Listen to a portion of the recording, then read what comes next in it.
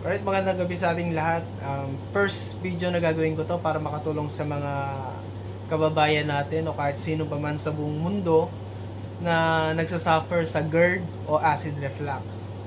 Actually, worst o first time ko na hospital sa buong buhay ko dahil sa acid reflux. Though, kahit gaano ka kalakas, kahit gaano ka ka-active na tao sa lifestyle mo, sa mga activities mo, kapag tinamaan ka nito, sobrang magbabago yung pag-iisip mo at lalo yung buhay mo.